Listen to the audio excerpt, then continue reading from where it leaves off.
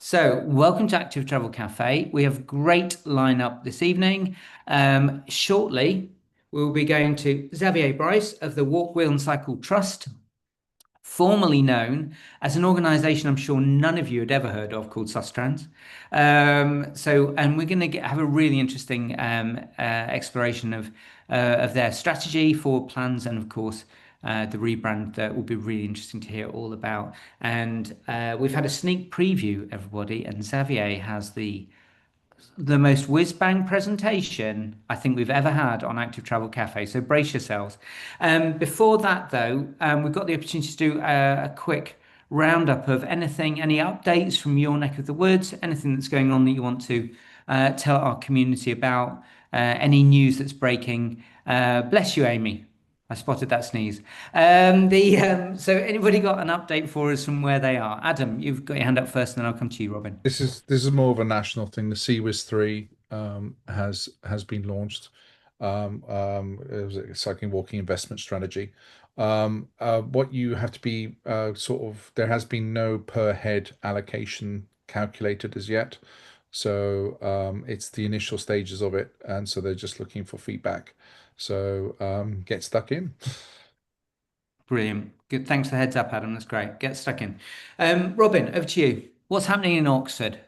Okay, we have a congestion charge live, and it's very exciting. It's been live since last Wednesday. Um, the first day, one of the park and rides filled up, which is good. The other four didn't. Um, the It has definitely reduced traffic. So we've got a Telran open data traffic counter, all kinds of traffic, including pedestrians counter on one of the main roads, St Clements, and that recorded about a 39% drop. Um, and over the first few days, I'd say, let's say between 35 and 40%, and that seems to be roughly holding.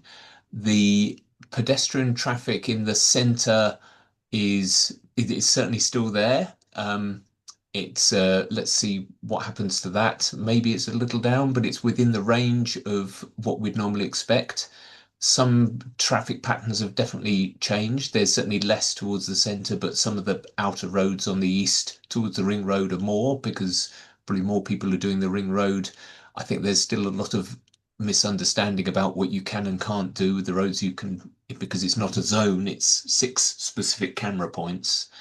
And of course, this is a system which should only last until August, when Network Rail finish their work.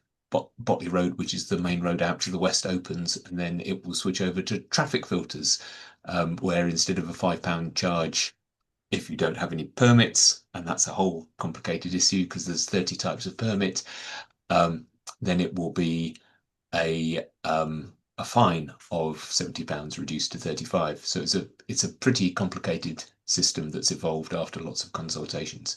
There was a motion raised. We had council meeting today. The opposition raised a motion to cancel the congestion charge. It was defeated 36 to 22. That's all I'll say for now. Ping me an email if you want to know more. There's lots more. Robin, you're giving us all a warm and fuzzy glow. Thank you so much for that, Robin. Brilliant. Dave, can we come over to you? Yeah, just very briefly, much more parochial and limited. Bad news is that in Birmingham, there's a petition now to put speed limits back up to 40 miles an hour on the major routes from the 30 that the City Council had the courage to put them down to. But so far, it's only got 1,250 signatures, so it shouldn't go that far. And there's a bit of hoo-ha in the local paper about the fact that cameras have been put in, which might book you for going through turning into junctions you're not supposed to turn into, and people seem very upset about that. So just little bits of bike lash.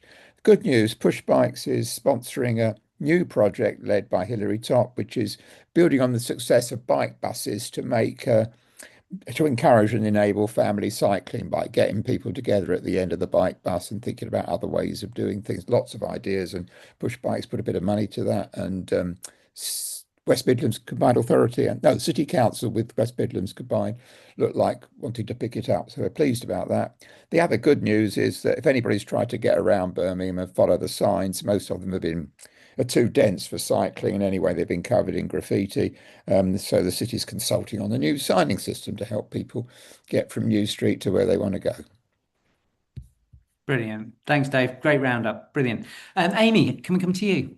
Yeah, hi. Just wanted to mention that Action Vision Zero has published two briefings. One's on underreporting and one's on the valuation of collisions. We saw that DFT was now estimating the total value of prevention of collisions at 55 billion, which is a huge jump, and it's down to their belief that underreporting has increased. So we've got two briefings out there. I'll put a link in there. And in terms of underreporting, we always knew that cyclists had the highest underreporting, the worst underreporting, but it's really jumped up in 24. So they're saying that now for every cyclist that's reported as injured to police, there's 8.9. They think that actually, so almost 9 cyclists actually injured. I just think that we need to remember that. We've also done a review, a response to the APPG report on fatal sentencing. So I'll post a link to that too. Thank you. Great. Thanks, Amy. Really good stuff. Thank you so much. Sally, hello. Hello. I can't remember whether I flagged this before the break, but just to let people know, and I think some people here might have even contributed to this, the parliamentary inquiry that happened just before the general election, looking at children, young people and the built environment. There is now a House of Commons library research briefing that pulls together sort of a lot of that evidence and a kind of research around children and young people in the built environment, but also looking at kind of different parts of government that are responsible for this and different pieces of legislation. It might be really, really useful for people to have a look at.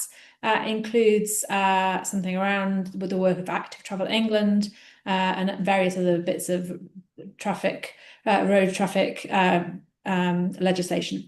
So I'll post that in the chat. Brilliant. Thanks, Sally. Great. And Dilys, you got your hand up. Hi, hello. I'm Dorset, rural North Dorset.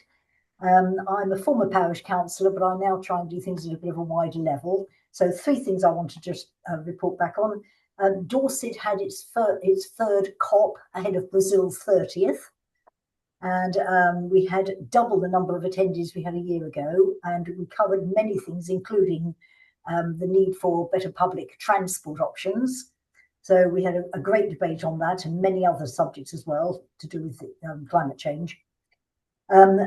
Our village, which is a very rural North Dorset village called Oakford Fitzpaine, was one of 5 villages that after nearly 7 years of campaigning by me as a parish councillor, finally got our 20-mile-an-hour limit village-wide, along with 5 others in phase 3 of Dorset Council's policy.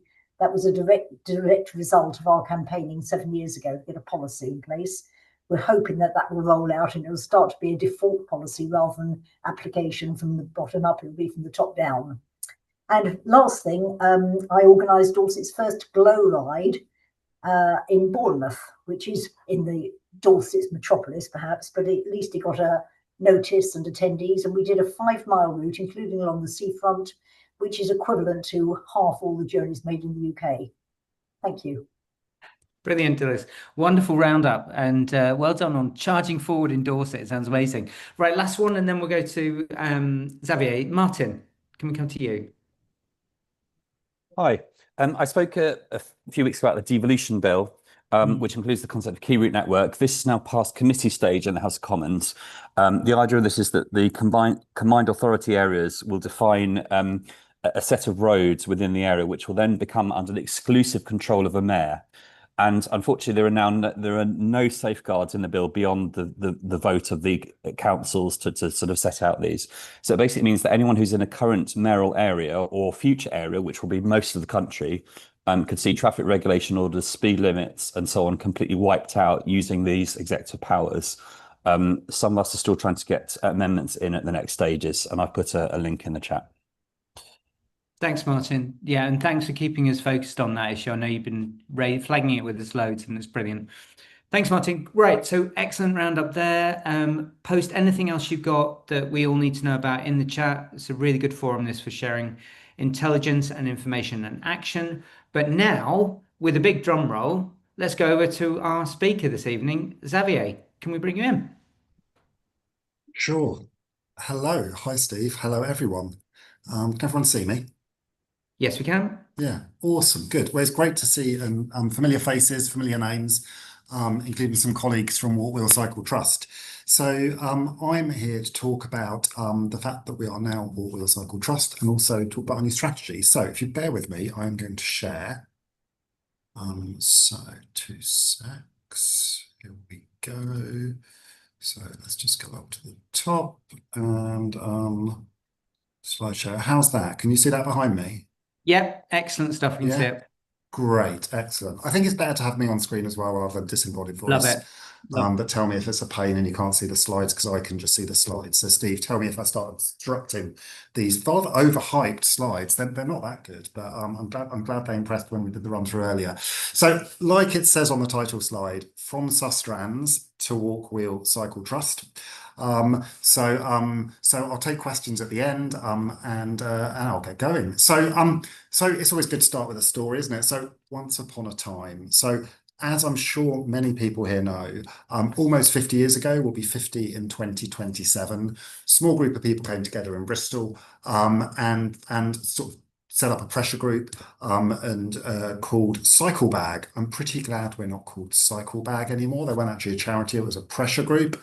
And it fairly quickly became a hands-on organisation, hands-on charity. John Grimshaw, one of our founders or co-founders really, and still very active in our space, said that he felt the campaigners needed a delivery arm, which was rather a nice way of putting it. And that's a photo of one of the openings of the Bristol Bath Path. I say one of the openings because it was opened in stages, and John very wisely never missed the chance to have an opening or a reopening. But it's one of my favourite photos, as you see all the sort of Bristol residents looking strangely at these cyclists going along. So that was the first. That was the first project, founding of Sustrans, and indeed the National Cycle Network, which I'll come to, and that.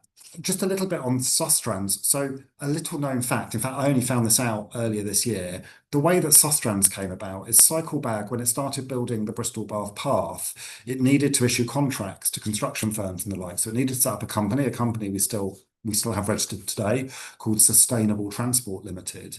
And Sustainable Transport Limited used to get minuted by the clerk at the time as Sustrans for short. And so when it came time to turn Cycle Bag into a charity and register it as a charity, they were after a name, and they decided to go with the abbreviated name Sustrans, which was in the minutes of meetings. So that is the origin story of the name Sustrans. We have now ditched the Sustrans name. We are not keeping the Sustrans name. We are still in some sort of forums showing ourselves as formally called Sustrans. But before I get onto the ditching of the name, of course, Sustrans grew with the help of incredible people just like you. Indeed, you might have been involved in the early days of Sustrans. It grew into a UK-wide movement. Cycle Bag became Sustrans, as I've spoken about there, and it became a national charity. And we are now the Walk Wheel Cycle Trust. So in a nutshell, this is what we're about. So our purpose is to make it possible for everyone to walk, wheel and cycle. You might remember, some of you might remember that until this, we talked about making it easy for everyone to walk, wheel and cycle. It is not a huge change.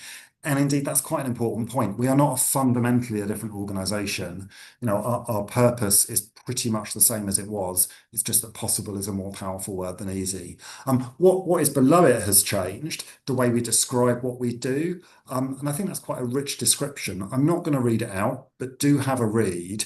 I think it's the idea that what we do does change everything. And when I say what we do, I mean all of us here on this call.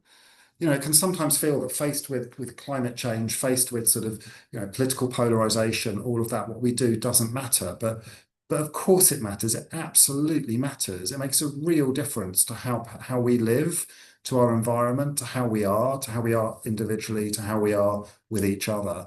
I passionately believe that, and I know I'm preaching to the choir here, and that is explicit in how we describe ourselves here, and we call it people-powered movement, which adds up to something much bigger.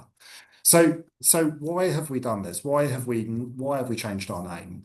So there's 3 reasons fundamentally, and I'll talk to these. So the first is we're not as well known as we'd like to be. Now, of course, I'm guessing that if not everyone, then 95% of people here at Active Travel Cafe have heard of Sustrans, but we are a little bit peculiar, yeah. And if you go out into the street, and as a national charity that is seeking to fundraise and has sought to fundraise for many years, the fact that people don't know who we are is a bit problematic, and the name is part of that, yeah. So Sustrans is a bit of a weird name, and let's not pretend that we've become ubiquitous like Google or Apple. We haven't, we won't. And our name's always been a bit problematic. I remember talking to Christian Walmart when I first got this job, and the first thing he said to me was, you should change the name. That wasn't something I was going to do sort of as a starting CEO, but the board sort of had a similar view, the chair of Sustrans as well, that we needed to change the name. And not only was it not clear, but as intimated by my at best there in that second bullet point, actually, it was becoming a little toxic, because if you're of a younger generation, so certainly younger than me, then Sustrans seems to stand for being suspicious of trans people. And you know, some people smile and say, really? But actually, when I mentioned this to my teenage daughters, they were like, well, of course, yeah, that's obviously what people are going to assume it means. And I was meeting a shadow minister last month, and their researcher, who'd never heard of us, said he assumed that's what the name meant. So that's obviously problematic, to put it mildly. I just want to be clear, that's not the reason we've changed, but it doesn't help. And it shows that actually having an ambiguous name can cause damage as well as sort of just cause a general meh-ness. Okay, and then the third bit, which speaks to the general meh-ness comment, technical term, we need a stronger brand to achieve our charitable purpose. We are a charity. Our logo's rather old. Our little old box logo, our old logo with a box and an arrow, it sort of shows, you know, the idea of thinking out the box, of getting out your metal box, your car. We still believe in all of that, but actually the brand, the colors, the language we use, the font, all of that stuff that brand's about, tone of voice, was all starting to feel a bit old. And actually, to go out there to empower millions, which is one of our 3 strategic goals that I'm going to come on to, we need to have a brand that pops, that's bigger, and that can be proud of. And I think we've achieved that. I would say that, but I do think we've got something now. And certainly when I sort of, you know, been handing out my shiny yellow business card, the reaction I get suggests that too. Lots of people have said it. They might be being nice. You might disagree. The proof of the pudding will be in the eating over the coming years, realistically. But that's why we rebranded. So I mentioned how Sustrans came about. We didn't just pick the name out of sort of some minutes. Obviously, things have moved on, as you'd expect. And this slide sets out what we did. We did employ a branding agency to help us with that. We spoke to a lot of different people. We spoke to warm audiences, if you like, people who know us, volunteers and supporters. We tested some names. We did some tests with cold audience members, so people who didn't know us, but actually we chose people who would be sympathetic to what we were about, but who'd never heard of us. And there are lots of people out there like that, of course. And then we did some visual identity testing once we had sort of the name nailed. One thing to say on the name, there were some truly appalling names. Yeah, I mean, one of my least favorite was Let's Go. I didn't really want to be the CEO of Let's Go. There were others. In the testing, none of them performed as badly with people who didn't already know us as Sustrans. We probably could have called ourselves the Roly Poly Monkeys, and that would have tested better than Sustrans. We didn't test that one, by the way. Amongst people who do know us, I think it was probably, there were a large number of people who wanted to keep the Sustrans name, which wasn't that surprising. I found the rebranding hard. I've known Sustrans for 25 years. I was a supporter for 15 years before becoming CEO almost 10 years ago.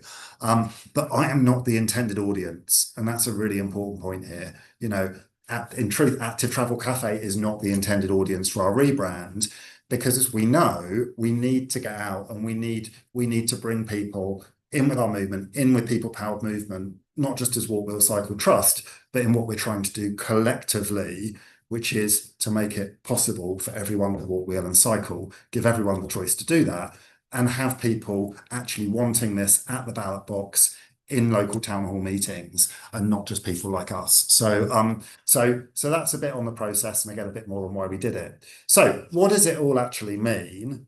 Well, fundamentally, we've changed from this Sustrans logo to this, and the image it's changing to sort of different colors, different look and feel, think it feels more up to date. We've got a new name, Walk Wheel Cycle Trust. And in case you're wondering, we're not abbreviating it. We're not saying WWCT. One reason is it's actually more syllables. So we're sticking with Walk Wheel Cycle Trust. No one really controls names and language. We might like to think that we do, but we don't. So we will see what happens over the coming years, but we're certainly not abbreviating it within the trust. And there I go, already referring to us as the trust. Just a word on trust. The reason we chose the word trust as well was it speaks to our role as custodians of the National Cycle Network. We're not in governance terms set up as a trust, but frankly, North's National Trust, North's Canal Rivers Trust, North's National Childbirth Trust, because in governance terms, a trust means that the trustees are financially liable for the organisation. So we're certainly not a trust any more than those other organisations are. But it does, again, coming back to why we rebranded, it speaks to the fact we're a charity. And so it makes that clear by using the word trust. And of course, trust has positive connotations. And in terms of why the words walk, wheel, cycle, I assume that's pretty obvious. It's Ronseal, it does what, it does what it says on the tin, basically. That's what we're about.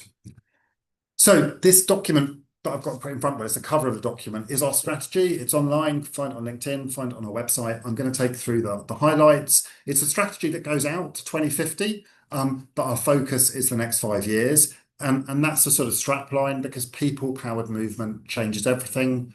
I like that, rich words, and fully believe that people-powered movement does change everything. So into our strategy, we've got 3 goals in our strategy.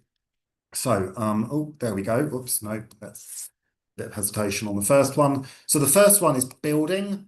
And it is building a national walking, wheeling, cycling network that brings everyone closer to the places and people they love. I promise this will be the only slide I want to read out the words on it. And that is about the National Cycle Network, and I'll come and unpack what we're going to do on that, what that means for us later, but that's the first of our 3 goals. The second one is connecting, which is about connected, thriving neighbourhoods where everyone can live and move with ease. And both of these are about practical action, going back to our roots as a delivery organisation. We are still a delivery organisation, a delivery charity. And so hence building, connecting. This is not just us looking to influence, so that's part of this. It's also us looking to make a real difference on the ground. And as I sort of go into these first 2 goals, you'll see what that means. The third goal is a little different in that sense. Empowering. So this is about empowering millions to walk, wheel and cycle for their health, their well-being and their world, going back to sort of our strapline and what we say we're here for, our purpose. And I'll say more about what that means. So those are our 3 goals across the whole organisation. So building. So this is our first strategic goal. So says there are 4 elements to it: fix it, love it, green it, connect it. And I've got a slide on each, so I'll take you through what those means. But before that, here's a groovy animation about the National Cycle Network. I think this is what impressed earlier. So here we go. If it works. It's not working now. Worked earlier. Whoa, whoa, whoa, whoa, whoa, whoa, whoa. Sorry, I don't think that is going to work. Oh, no, well, there we go. So there's no music. The animation in the background shows how the NCN grew. So it started out as just a few little lines, as you saw. It grew like Topsy, and then we actually cut it back. So after the Pass for Everyone review, we cut it back. But we now have a plan to regrow the network, recognising that's going to take a while, from where it is today, which is about 14,000 miles, having cut it back from about 22,000 miles, to 30,000 mile network across the UK. And one thing to say that I always say, and it's the only UK-wide network. There is, with the possible exception of National Grid, there is no other UK-wide network. The trains only cover Great Britain, not Northern Ireland. The roads devolved. So it's the only national network. We are but the custodians. We don't own the network, but we've been the custodians ever since we created it with partners 30 years ago. And that with partners point is really, really important.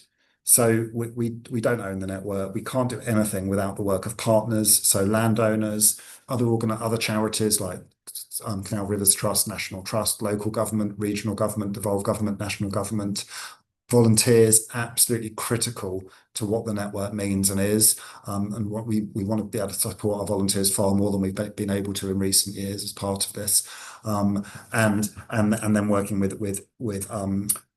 other sort of community organisations too. So I haven't got a link here, but if you want to know what our plans look like, it is on our website. It's a bit hidden away. We've sort of reskinned our website, but we haven't radically changed it at this point. But within that, if you search for Network Development Plan, NCN, it will take you to it, you know, if you Google it. And we've got a network development plan there in some detail that shows what this looks like. These aren't just lines on a map. There's a lot of work that's gone into this and a lot of consultation with local authorities across the UK on it. To get to that. So that's our plan for the NCN. I just wanted to share that and make that, you know, remind us that it's 30th anniversary of the NCN this year. So, and one of the things that sort of we've done in the previous strategy was develop our Path for Everyone strategy, which we're building on here. We haven't ripped that up, but we're building on that. And just to say that in the last 7 years, what we've delivered is 500 miles of new route or improved route across the UK, which is a lot, I think, 500 miles. And when I say improved, I mean that's properly improved. That's not just like, oh, we've done a bit of signage here. That's resurfaced, widened, new, built new route, turned on-road traffic free, etc. And when I say we, again, we have done nearly all of that working with local authorities, National Trust, Canal Rivers Trust, others to make that happen. And there's a whole lot more we've done around the non-route side of the network. But what I'm going to talk about now is what we want to do. So first sort of sub goal under this is fix it. So our target for 2030 is 1,000 new and improved miles. That is very ambitious. I said we've done 500 new and improved miles over the last 7 years. We now want to do 1,000. We have more. We've got a pipeline which we didn't have 7 years ago across the UK. We only had a bit of a pipeline for Scotland. We now got a pipeline for the whole of the UK, and we've got going. You know, we've got a bit of a delivery machine in place. So we've got an ambitious target of 1,000 new and improved miles. We've removed over 3,000 barriers on the NCN over the last 7 years. Unfortunately, there's around 10,000, if not more, to go. And we want to get rid of every single one of them, either removing them or redesigning them. They are discriminatory. They discriminate against legitimate users, whether that's disabled people, older people on mobility scooters, people with double buggies or single buggies. Then, you know, and the whole thing about keeping motorbikes out is less relevant now that you've got electric bikes that can go as fast as a motorbike anyway. So it's still a challenge to remove them, as I'm sure it's been discussed here before, but we need to get rid of all of them. And then the third target to highlight here is 5 exemplar projects to transform women's safety on traffic-free paths. Second sub goal is love it. So this is about the fact that actually, there's no point building a network if it's just the usual suspects using it. So we want to see 1 million people engaged in loving the NCN locally through community organisations and volunteering, not just as trust volunteers, but volunteers in other organisations too. We want to be sure that everyone can confidently and easily plan their trip on any of the NCN, which is challenging today, and that they're then going to want to actually share the good news about how great it was, not just how many potholes they found. And then we also want to work much more with community groups than we've been able to, going back to our roots, and doing community-led extensions or enhancements on the NCN and supporting community groups that will often be fundraising themselves. We'll have views on where routes need to go. And John Grimshaw's very active with many of those groups today through his Greenways and Cycle Routes charity. And we used to do that as Sustrans, as Walkwell Cycle Trust. We will be doing more of that again. Green it. So this is a network about both rebuilding nature, but also connecting everyone to it. So we want to reconnect 1 million people to nature through the NCN, and the NCN acts as both green corridors, but also providing access to other green spaces. And we are part of an effort to create a strategic nature network, which would have the NCN running through it, which enables nature to be rebuilt and revitalised at scale and enables people to access it. And then lastly, we want to develop 5 sector-leading projects on the NCN that show how you can basically deal with the impact of climate change. And I'll have an example of that right at the end of this. And then the fourth sub-goal here is connect it. So that's about the fact that, and in fact, I posted something about greenways this weekend on LinkedIn. I was at the Spen Valley Greenway opening. I've got a photo of it on the next slide. And somebody put in the comments, "This is great, love a greenway, but my local greenway, the Cuckoo Trail, doesn't connect into the town centres. Are you going to sort that out?" Absolutely. Well, we would like to, and that's what this is about. So Connect It is ensuring that it's not just providing nice, lovely spaces for people to go on a bike ride or walk, and most users are walkers, or to walk their dog. It's actually connecting people to opportunity, connecting people to jobs. And in many places, the National Cycle Network is absolutely doing that. So we think of it as maybe just it's for jolly bike rides, it's for leisure rides. Some of it absolutely is used for that. But like roads, like railways, they're used for all sorts of different purposes. And in many places, the NCN is a vital connection, and it goes through areas high on the index of multiple deprivation as well. And a lot of the NCN goes through there, which is where we will be focusing our attention, which is something we've been doing in recent years increasingly. Secondly, is situating the NCN at the heart of a fully integrated set of UK walking, wheeling and cycling networks. At the moment, there's no real sort of classification of networks that's agreed across the UK. I mean, that's probably the subject of a whole other Active Travel Cafe talk, but we are working, and there's some stuff going on that's quite exciting there about coming up with proper network classifications for walking, wheeling and cycling across the UK, and the NCN needs to be at the heart of that. And then lastly, improving connection with the NCN and public transport interchanges, in particular stations. We've set a goal of 50 there. This photo, I mentioned the Spen Valley Greenway opening. To me, the reason I stuck this in is it just sort of, so Spen Valley Greenway, for those who don't know, is in West Yorkshire, Kirklees, sort of in between Bradford and Halifax, and so it carries on south of there. It's an old railway line, classic Sustrans. But if you look at that lovely wide path, excellent smooth surface, that's a result of recent improvements done with West Yorkshire Combined Authority, Active Travel England, Kirklees Council. You've got a lovely old milepost there, which speaks to the heritage of the network, which has been painted by volunteers. Have the MP, Kim Ledbetter, who opened this event for us. We've got a new branding in the background there, some lovely cakes. We've also got Everybody Cycling, who we invited along to this event to share, and Everybody Cycling, based here in York, where I am today, or that's our HQ, brought along a whole manner of different cycles for people to use and try out. The weather wasn't great first on, you can see the rain glistening, but that little child there on that bike had a whale of a time and was trying all these different bikes, and other people were coming along. I needed to leave, but other people were coming along as the weather brightened up.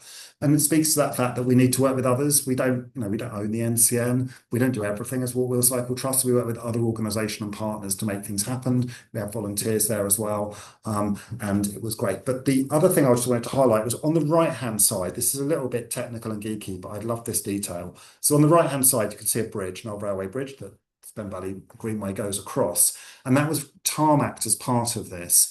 Now, with increasing rainfall, there's a real issue with these Victorian structures of getting rain ingress, and that can cause the structure to fail eventually, but it certainly causes more maintenance. So the original idea was to tarmac all the way from left to the right parapet, the wall along the top there. You see the right-hand wall on the right-hand side of the picture. But actually our ecologist said, no, don't do that, because this greenway is a nature corridor. And so, insects and other creatures actually need that grass and need that soil and earth in order to be able to move along. And if you tarmac all the way across, then you're putting a barrier up. So underneath that strip of grass that was left is a concrete soakaway that takes the water away, so it doesn't go into the bridge, and takes it into, or rather it's a drain, and takes it into soakaways either side of the bridge. And you wouldn't know unless somebody explained to you, as the engineer who did this did when I was there, what's gone into that. But it shows that the sort of level of care and thought and that green bit of what we're about, and the way that actually, we are definitely making the network suitable for the future and facing the same challenge that the rail network faces, the road network faces, which is old assets being struck by the impacts of climate change. Of course, the thing we offer is something that can help combat the thing that's causing climate change as well. So that's a sort of a whistle-stop tour of what we're going to do on the National Cycle Network. Just final word, you might have seen that when I described this one here, I'll go back to it. It doesn't say a National Cycle Network, it says a National Walking, Wheeling and Cycling Network. We haven't just renamed the NCN, but I think we probably need to. but we as the collective we, because we are but the custodians. And so how we as Walk Wheel Cycle Trust go about doing that is something we're going to need to do in conversation with a whole range of stakeholders, because it is not ours to rename, and coming up with a name for that is arguably harder than renaming Sustrans. But I think it's something we arguably need to look at, if not definitely do. So with that, I'll whiz back through these. Strategic goal number 2, connecting. So there are 3 sort of sub-goals here: schools and children, new homes, buses and trains. So schools and children, Sustrans has got has a long history of working with schools and children. We will continue doing that at the trust. So you see the goal there, which is, again, make it possible for every child to walk, wheel and cycle. The targets we've got: 5 million children set up to walk, wheel and cycle through our programs with partners, focusing on kids in the highest areas of deprivation. And again, this is not something we can do ourselves. We need to work with others like Bikeability, schools, other charities who have nothing to do with walking and cycling to make that happen. Second one, 500 school neighbourhoods. So we have delivered hundreds, I think it's over 500 school streets across the UK in the last 7 years. We helped popularise them. Several years ago, we did 50 in one day as part of the big walk and wheel. I think 45, the target was 50, at a time when they were largely limited to London. We now want to look bigger than school streets to school neighbourhoods. But again, using schools, not talking about low traffic neighbourhoods, using schools and children to make the case for taking traffic away and giving space back to people. So that's the first sub goal of connecting. The second is new homes. So we know that across the UK, not just in England, there's a real drive by government to build new homes, new towns, but also new homes that are going to come quicker than new towns. And we do not want to bake in the mistakes of the past and indeed the current, which is make it absolutely essential that as a family you own 2 cars, because otherwise you won't be able to get to and from your home to work or to the shops. So the targets we've got around that is to show how active travel can unlock and accelerate new housing. Because this isn't just about not being car dependent, it's also about playing to the fact that actually, if you're not having to build new roads, if you're not having to deal with sort of additional traffic capacity, you can sometimes get developments in quicker. Secondly, we want to put walking, wheeling, cycling at the heart of 50 new communities, which is ambitious. So this is a relatively new area for us. We're working through what this means now, but it's essentially, well, it's really upstream in terms of getting in at the start of behaviour change, so that you're making sure that what we're building for the future is walking, wheeling, and cyclable to begin with. And then the last of these is buses and trains. Which is about making longer journeys possible for everyone through integrating with public transport. So we're going to partner with public transport operators, and we want to improve access to 1,000 public transport stops and stations. So those are the connecting goals. I've just got a message saying my laptop's low on battery and I haven't got a power cable with me, which is rather silly. So if it goes, I will come back on the phone, and the slides are nearly done anyway. So let's see, next slide is empowering. So this is strategic goal 3, empowering. So empowering millions. There are 3 elements to this: inclusivity, influence, movement of people. So this is now, this is increasingly recognised across our sector, that it can't just be for the usual suspects. We've got to ensure that walking, wheeling and cycling is for everyone, not just people who do it already or already feel it's for them. So we have a goal around that. Influencing. This is essentially quite a realistic target, but in the current environment, an important one, which is every mainstream political party, and yes, that includes Reform, supports making it possible for people to choose to walk, wheel and cycle. And so that we, this doesn't become a culture wars issue or a pure culture wars issue.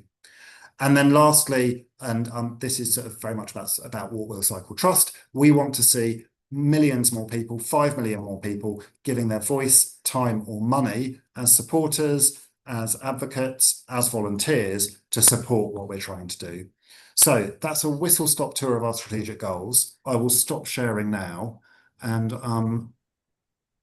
go back to full screen. There we go.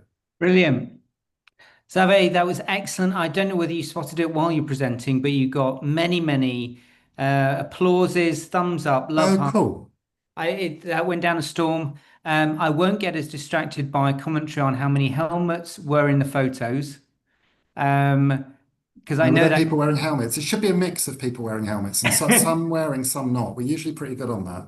I know exactly. No, we're not going to get into that. We've got quite a lot of Okay. questions, Xavier, about the National Cycle Network in the Q&A boxes. Yes. What I might try and do is just wrap them all up. We started on with one specific that from Tim, which is connecting with the Slowways movement and whether you're talking to them at all. Yes. I met with, I can't remember his name, the founder of Slowways. We met in Bristol and had a walk, appropriately enough, and had a walking meeting. So yes. Excellent. And I posted about it on LinkedIn. Good. And it was, and I posted it in response to somebody saying that, why do we need Slowways when we've already got Sustrans and other organisations? And I said, well, there's more than enough to go around, and we need to work together. Brilliant work. So, Xavier, a couple of ones here on the National Cycle Network. So, Bruce mentioned about the improvements. Still, so much of it isn't fit for purpose. And how much of your work will be on lobbying government for a definitive fund for all of this, and whether that's sort of a key goal. Emma in Shrewsbury has asked about how restricted you are you in terms of working with partners and specifically councils on the NCN, and what's their track record like, and how, I guess the question there is, how can you help raise their game a little bit? And then I'll just bundle one third one in. Hang on, Ruth, I'll come to you in a sec. Which is the sort of mapping and signage of the network, particularly for the improved areas, and what are your plans there? Do you want to take those three, and then I'll bring Ruth in directly as well? Yeah, absolutely. So on the first one, so we are getting funding from governments for the NCN. We know how hard it is to get multi-year funding. That is what we're aiming for. Will it be enough? Well, arguably no, it's never enough. But it's certainly more than we've ever had before. We're also looking to bring in additional funding from philanthropic donors, but fundamentally to really deliver what's needed on the NCN, it requires government funding. And we're getting more of that. It's about building the case for that. And actually, it speaks also to this point about how we position the network. Whereas if it's just seen as a cycling network purely, when in truth it's used by many more, then politically that's a harder sell, even if in policy terms everyone gets it. Yeah, it's also got to be sellable politically, which is part of that. But yes, so we work hard to secure money from government. But fundamentally, we're about delivery and showing what's possible. And that always works well to bring solutions and shows what works. So yeah, and others will lobby as well for more funding, more money. Cool. So the second one was about, sorry, there was the one about signage. What was the second? Oh, working with local authorities. So we work with a whole range of local authorities. So we are funded in England by Active Travel England.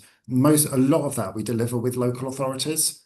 Or we'll deliver, for example, so the project I was at, the Spen Valley one I just showed, which was with Kirklees Council. It was also with West Yorkshire Combined Authority. It was with money from Active Travel England granted directly to, well, then Sustrans. But it was also with money from the Transforming Cities Fund. So it's a good example how you've got different pots of funding working with different elected bodies in order to deliver change on the NCN on a combination of stuff that was ours. Some of the Spen Valley Greenway is ours, some of it belongs to Kirklees. Shall I answer the signage question? Yes, please. Thank you. Cool. So there's not much I can say about it right now, but Steve, you can book me in for another Active Travel Cafe or somebody else at some point next year.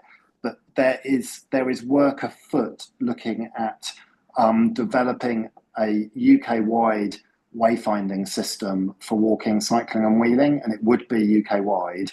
We are sort of working with all UK governments on that, together with sort of local authorities, strategic combined authorities, and also working with sort of other user groups, other organisations. And the idea is to develop sort of a set of systems that would be an underlying data system, which is really important. So this morning, I needed to walk from Waterloo to Borough Market, essentially, and Google Maps directed me along the main road.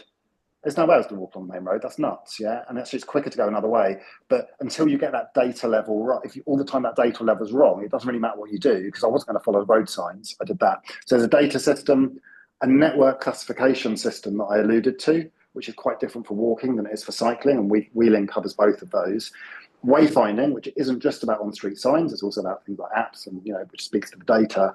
And then above that, a sort of a behaviour change system where signs like the shared footpath sign have the pedestrian on top of the cyclist, which is nuts. And in fact, most people don't even know what it means, let alone what the no cycling sign means, also needs to change. So really exciting. Too early to come and say anything definitive, but that there's a bigger game than just trying to re-sign the NCN, because actually you can re-sign the NCN, but if it doesn't link in with other signage and it's different, then what's the point?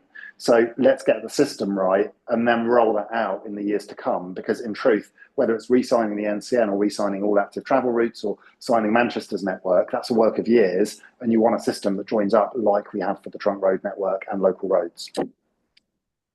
Brilliant. Xavier, I think I speak for everybody on the call that will be a very, very exciting Active Travel Cafe episode. Yes. And you'll get a very big turnout for that one, I'm pretty certain. Listen, so what I'm going to do next, that is really exciting. Ruth and Emma, I am going to bring you in to make your points very briefly, but they will have to be super short, because I've got an important question from Shan in a second, and we've got loads more to get through. So Ruth, I'll come to you first and then to you, Emma. Thank you. Very good trot through. I will mention horses in inverted commas because that always appears on your Facebook page. Yes. But most of my cycling, a lot of my cycling is on historic dual carriageways which have historical pavements that are for walking. Nobody ever walks there because they're very nasty. They're alongside a lot of noisy traffic. Those of us who cycle are either on the road or shared use on these narrow paths, bi-directional. And I just wonder what your policy is going to be about the fact that in nearly all rural Holland, those equivalent pavements have become proper cycle lanes because so few people, the footfall is so negligible, there's no point keeping it as a pavement. And it is very frustrating here that there is nowhere to cycle safely, but there are pavements which are always, always, always empty. Thank you. Thanks, Ruth. So, we as Sustrans don't, sorry, good. First time I've sworn this evening. We as Walk Wheel Cycle Trust don't have a policy on that as such. Where we would be interested in that is where it's part of the National Cycle Network, and where it's part of the National Cycle Network, you would be allowed to cycle on it. What I would say is that I know that Active Travel England's guidance on rural walking cycling infrastructure is due out soon, very soon, and there might be something in it about that. I think my view would be that the challenge with personal view with pavements like that are right alongside a dual carriageway is they're also pretty hostile environments. So there's a challenge with that as provision in and of itself, but there's something about perfect not being the enemy of the good. And yeah, what I would say on the topic of shared use, if they're wide enough, if they're low footfall, then why not? Yeah. So yeah. Brilliant. Thanks. Sorry, Xavier. Quickly, my point is they're not. No, Ruth. They're not. All right. Sorry, Ruth, I'm going to cut you off. That's enough. There's lots of people. I just say I get it, they're not, but it's not in my power to change that. And like I said, it's sometimes it's appropriate, sometimes it's not. So yeah, but like I say, wait for the ATE guidance. That might say something on that. I don't know whether it does, but it might well do. Brilliant. Thanks. Sorry, Ruth, we've got lots of people to get through. Emma, very briefly, do you want to come in? So just, I know that you work closely with councils. My actual question was, how restricted are you when councils want to put in a really bad road scheme, which totally makes the NCN worse than useless? I mean, you didn't object to one in Shrewsbury, so I'm guessing that it is quite an, because you have to work with them and get money from them, you don't say stuff that we think you need to say sometimes. Thanks, Emma. So I guess there's a couple of answers to that. So sometimes the reason that we don't say something is lack of resource. So one of the challenges of being custodians of a 13,000, 14,000 mile network is there's stuff going on it all the time, and we can't be over all of it all the time. So there will be things that sort of slip through the gaps, and that might have been one of those. There are other times when yeah, I mentioned the perfect not being the enemy of the good, but actually that shouldn't be a reason. So we should be objecting if it's going to make it worse. We absolutely should. Which brings me to my third point, which is actually councils should not be getting the funding to do that anymore, because if it's not following LTM 120, then they shouldn't be getting the funding, plain and simple. So I think that going back to the way that in the past Sustrans kind of acted as sort of the non-governmental body doing what government should, you've now got Active Travel England that's doing that in England, and rightly so, who we work closely with. So the way that funding is now working for local authorities should help with that, but we should absolutely be objecting to and looking to change things and influence things, because the days of Sustrans approving councils putting steps on a cycle route and saying that's okay, which I encountered in my first year here, no way, that's nonsense. Brilliant. Thanks, Xavier. Excellent stuff. So we've got a question in the Q&A from Shannon Bolton, which is bits of the NCN near me are disjointed and unusable after dark. It's good that you've removed the standard bits, but I've been on sections that were just busy B roads. How will you make sure the network is usable 24/7, 365, or make it clear the standard of sections so people don't end up somewhere they feel unsafe? And Xavier, just to add on to Shan's question there, you did flag safety being one of those strategic principles, didn't you? I think that's a really interesting bit of work that you're looking at there. So do you want to talk a little bit more about that? Yeah, why don't I? So say a couple of things on that. So first, to go back to that Spen Valley Greenway sort of photo montage I showed, one thing that I didn't mention that you could just about see in a couple of the photos was that part of that upgrade was installing lighting. So we surveyed and know that 1 in 10 female users found the path, only 1 in 10 female users found the path safe at all times. 2 in 10 of all users, 1 in 10 female users. So we have put lighting down that path, which is bat friendly, which can be an issue, and which is has got a commuted sum with it to make sure it can be maintained into the future. Getting lighting in is hard, and has historically been hard, but is getting easier as awareness of the importance of routes being available for everyone, and ideally 24/7 becomes more known. And there's a meeting today of the Walking Cycling Alliance, and ATE were there, and one of the things that got spoken about was women's safety. And every organisation around the table has this as a priority and is doing work on it. There's increasing awareness of it. As you mentioned, Steve, that we've got it as one of our strategic goals, which is exemplar schemes. It's not just exemplar schemes; it's something we're aware of. As we go around looking to make improvements on the network, it's really important.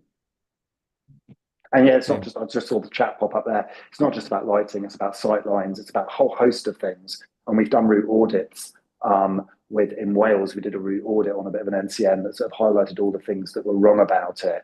And as for women in particular, and of course, if you design for women, you're designing often for everyone. Certainly everyone is able-bodied if you're designing for able-bodied women, if you're designing somebody who's pushing a pushchair, etc. So I'm not pretending that you design for everyone when you design for women, but you certainly reach a wider audience, and it's about more than lighting. And Xavier, I'm just going to jump around a little bit because I want to come back. Got a question from Zed in Newcastle about the mayoral joint statement and how that pertains to you. But before we come back, if we stay on the National Cycle Network, Andy in Wiltshire's asked, does NCN stand for the National Cyclecross Network? Now, I know you talked about this, but there are many towpaths that part of the NCN and simply not for everybody 6 months of the year. And don't get him started on wheelchair accessibility. So what are your thoughts around those areas of the network? Yes, there are some shocking sections of the network. Yeah, and it's embarrassing for me as CEO of Walk Wheel Cycle Trust that there's still shocking bits. We've got rid of a lot of the most dangerous stuff, but there's bits that, you'd struggle on a cyclocross bike. You'd need a mountain bike to get across them, and even then you might struggle. So we can't fix it all at once, unfortunately. We're going to do 1,000 more miles, ourselves, if you like, working with others. Others will do more. So we should have more than 1,000 miles in the next 5 years. But it is really tricky. I think to the question about goes back to a question that was asked earlier that I didn't answer. How can we ensure that people know what they're getting? Yeah. Because at the moment, the mapping we've got on OS distinguishes between traffic-free or on-road. It doesn't distinguish between the on-road being a rural lane you'd be happy pushing somebody along in a wheelchair versus one that you wouldn't want to ride on yourself, let alone let your kids ride on, yeah? Although we got rid of some of the ones that statistically are most dangerous, or that, based on all the evidence are most dangerous, we've still got ones that are busy B roads, as somebody said. And likewise, so when it says it's off-road, it can be a shared use path that's completely unsuitable, or it can be top-notch greenway. So we need to come up with a way to crack that. But again, that's not just about the NCN, that's about all cycle routes, which is why we're going to be looking at that as part of this project I referred to earlier. Brilliant. Which we're going to get you back for, Xavier, you promised. The other question we've got live at the top of our list is around the mayoral joint statement to create a national Yeah. cycling network. And what does that mean? How did that land with you guys? And what does it mean for your plans for the National Cycle Network? I mean, bluntly put, until somebody's got a map and shows where they are, it doesn't really exist, does it? I mean, so to be completely blunt and candid, but the aspiration is really, really important, which is you've got mayors of different political stripes, including Reform, as well as Labour and Conservative, Lib Dem, and and Independent, signing up to say we want to create a network. What does that network mean? Well, who knows? Because at the moment, everyone's got a network. We've got a national cycle network. London's got a network. Manchester's got a network. So Tameside's got a network, and so on. But who decides what a network is? How do you know what a network is? If you go and look for that network, where do you go when you look on OpenStreetMap or Google or Komoot or whatever mapping app you want to use? It's a complete Wild West. So this comes back to the fact that actually what we need is a network classification system that says, okay, this is a national network, and we think there's value in a national network. This is a regional network that will get you around, that is sort of London-wide or Greater Manchester-wide, or, will get you around the West Midlands. And this links into a fine-grained local network. And in some places, that'll be the same way, in the same way that, you go to Angel in London, that is both the Angel and it's the A1, yeah? In the same way at the moment, you've got an NCN route that can be called the Cuckoo Trail. It can also have an NCN number on it, and it can also form a local route.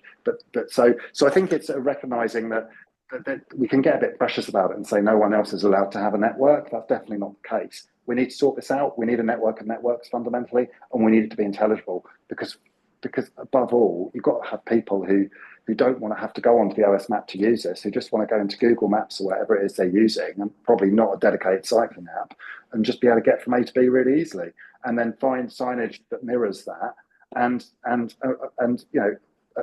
know what they're going to get. Thanks. So one of the frustrations for Adam, who's my co-host, is he can't post a question in the Q&A, which I know is why he's put his hand up. So Adam, did you want to come in? Yeah, just briefly, I know that the Canal and River Trusts started doing an accessibility analysis of their towpath and trying to just map the whole thing. I'm wondering if there might be some value in the WWCT getting together with them and agreeing like a national standard or a standardized approach to defining accessibility in terms of ordnance or maps or something like that. Thanks, Adam. I'm going to be cheeky and say I don't know who WWCT is, but the Walk Wheel Cycle Trust will definitely be up for that. And in fact, we're doing work we've done some work funded by Motability that looks at and hoping to do more of it.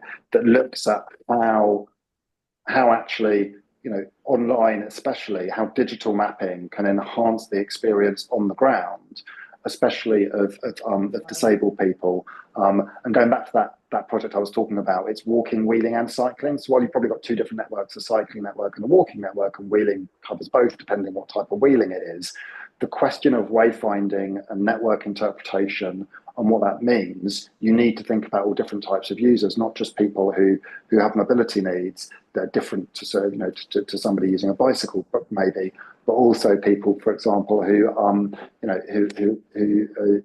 have autism and have different needs there as well. So there's all sorts of complexities around accessibility that go beyond barriers and path width and surface that we need to engage in and are engaging in. And as ever, it's really challenging, and it's good to hear that about CRT because, of course, often they have a lot of historical constraints with listed structures and where they can't really do much. So yeah, but we will definitely, they're a partner of ours, of course, and so we'll be working with them on that, I hope, if we're not already. Thank you. Xavier, I'm going to bring in Martin, and Martin, you have to be very brief because we're running short on time now. But Xavier, Sally's got a really good question in the Q&A, which I want to extend on a little bit. So it's if the NCN is going to become the national walk, wheel, and cycling network, if it's extending in terms of its planning and design, and it could be expected the number of people who are able to access it on bikes would increase, but currently there are more people walking than cycling on the NCN. And You said I think Sally said that may change in the future. So how do you ensure that it remains a good experience for people, both cycling and walking? And how do we ensure that cyclists don't become marginalised on the NCN in some way, as they are in other spaces, if the focus is to shift to other modes? And I wanted to ask you generally, the rebrand has walk, wheel, cycle in that order. And I think walking is definitely coming up the agenda, isn't it? Quite significantly, Yes. even this morning, as a lead story on a cure for something that pushes back Alzheimer's. So, what is that balance there? What between those modes, and what are your thoughts on it as a hierarchy? Yeah, it's a tricky one, isn't it? So I was in Paris with the All-Party Parliamentary Cycling Group, walking cycling group last week on a sort of study visit. And I don't know if others have been to Paris recently, in sort of not in April or summer, but in normal time. I would not want to be a blind or visually impaired person navigating central Paris right now, because I think the balance has shifted the wrong way. And it's a really tricky one to get right. And I think that I mentioned sort of shared path where it's appropriate. I think the answer to it is following the guidance. So I mentioned LTM 120, but there is something here about how do you design for everyone, and where you've got really high footfall and through and cyclists, then shared path often doesn't work. Yeah, and we need to design appropriately, and you need full segregation. But on, say, something like Spen Valley Greenway, which is well used, but is not central London or central Manchester, you don't need that. And actually, to me, there's something here fundamentally that gets to the heart of what I believe active travel is about, and public transport, which is about negotiating space together. And a world where we're all head down and don't have to encounter, ask for help, or do anything with anyone else is frankly a dystopian world that I don't want any part of. Because, we know that polarization is a challenge, that increasingly we live in virtual spaces. We read stuff that only people like us read, et cetera, et cetera. So coming together on paths with people who might not be like us or think like us, and literally navigate in physical space together with all the conflict that can involve, but obviously you design out as much of it as possible, is really important. And to me, part of what we're about, which is fundamentally social cohesion. Thanks, Xavier. Okay, Martin, I'm going to bring you on in, but you have to be really brief. If you can make that promise for me, that'd be brilliant. So do you want to come in and ask you a question? Yeah, I heard multiple mentions just now of mapping and data and so on. I mean, I just want to flag, OpenStreetMap data does already have differentiation between NCN, regional network, cycle network. It also has surface, width, lighting, segregation, infrastructure widths, barriers, even a detailed barrier spec. So I mean, I would encourage just Sustrans to actually look at OSM as a proper source, rather than just assume that yet another kind of DFT project to try and map things in OS would work.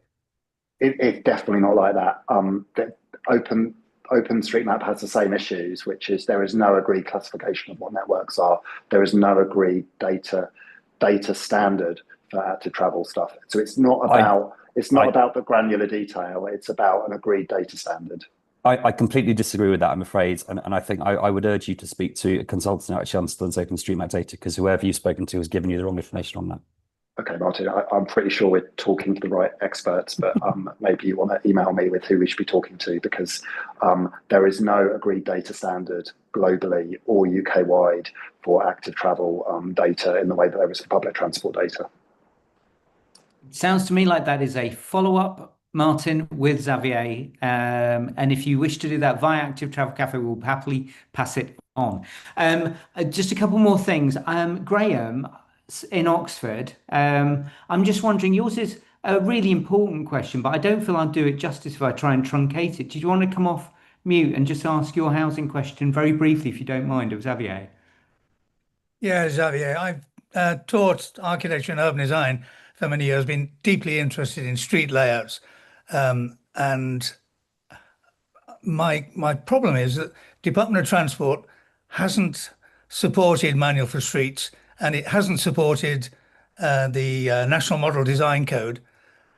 And in my county, although hopefully it might change, in my county, Oxfordshire, the engineers use the Design Manual for Roads and Bridges And effectively, they're still using 1977's Design Bulletin 32, which guarantees no walking, no cycling, and crappy public transport. So are you working with or trying to change the attitudes of the Department of Transport? Because it seems to me their belief in reducing congestion at almost every cost works directly against everything that we want to do in active travel. Yeah, there's a lot in there. So I guess to zoom out, I do believe and see that there is a recognition that the whole kind of predict and provide and the way that the transport models work is the past. Yeah. So it's not out yet, but it won't be that long, I think, before you see the integrated national transport strategy, which is being led by the former CEO, well, the current CEO actually, although he's not doing that at the moment, somebody else is doing it, but that is being led by the current CEO of Active Travel England. Yeah. So and that is really quite significant. Yeah. So I think there's a recognition of that, but often what we see in the planning world is it's less about the guidance and more about what people choose to use and apply. So it's not the fact that you've got, you know, that especially the policy wonks amongst us like to think if you get the policy right, all else comes from that. But often the problem is people just using the wrong thing or not being aware of what's out there. So that's often the challenge. And that's one of the things where we're sort of saying, well, what can our role be? Because, you know, the solution, it's rather comforting. It's sort of to me, it's sort of like personal view. It's sort of like the left-wing view of the right-wing conspiracy theories, which tend to be more right-wing, which is that if only we plan everything right, everything will be okay. No, because actually, you know, that's just another form of conspiracy, which is the idea that you can plan everything and get it right. You know, cock-up tends to prevail over conspiracy or perfect planning. So I think there's something about how does it work in practice. That's not to downplay the role of policy, the role of guidance, and I've referred to things like LTM 120. It's just recognizing that actually you can get all that right, but there's often other things that prevent it being applied correctly, and it's unpicking that as well. And I do think there has been a sea change shift in what is seen around, you know, it's not about building more roads because that's not the answer. Yeah, on a whole host level, but that washing through to different local authorities, to different individual traffic engineers and lead engineers, that's a whole different work in progress. Brilliant. Thanks, Xavier. Okay, good. Last couple of questions, Xavier, and then we're going to wrap it up. And they're really lovely ones, actually. So Will has asked, how could activists get involved to contribute to the mapping navigation standards project that you mentioned? I think probably you could count on everybody here being your sounding board if they wish. So how can people get involved? And then Josh has also asked in the Q&A, how can a startup collaborate with Walk, Wheel, Cycle Trust? We're an impact startup enabling inclusive community-led cycle sharing in rural and suburban areas. Would very much like to align with your mission. So two last sort of how can we work with you questions. So on the first one, so first the sort of the mapping data thing. So that is obviously big news and big, but we're not ready to sort of, you know, I've just given a bit of a sneak preview to something that is taking shape. Yeah. Once we are ready to involve others, we'll do that. But it's also one of those where actually it's not going to please everyone because it's about getting a system that it can be used UK wide. So it's going to be quite a delicate thing to get right, but there might well be opportunities to get involved, but we don't know what those are yet because we're just getting going. I am keen to hear more about what's going on with open street mapping. If we've missed something, then we need to engage with that. We are working with experts on this, and they are sort of global experts on the whole sort of wayfinding data piece, but keen to hear what open street mapping will do. So please, you know, you have to put us in touch, Steve, for Active Travel Cafe, do that. On the second one, get in touch with me through you, Steve. Is that possible through Active Travel Cafe? Certainly is, of course. Fab.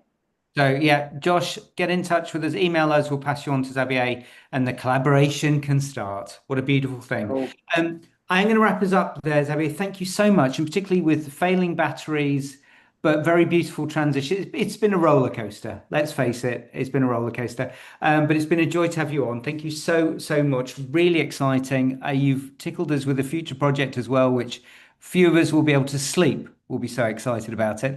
Everybody else, thank you for joining. As ever, wonderful to see you all. Please join us next week where we'll be talking about pedestrian crossings. Brace yourselves. Oh, yes, Tim. Yes, you should be excited. Lovely to see you all. Check out the website. Email us if you've got any more suggestions for future subjects. And that's us Thanks, done. Steve.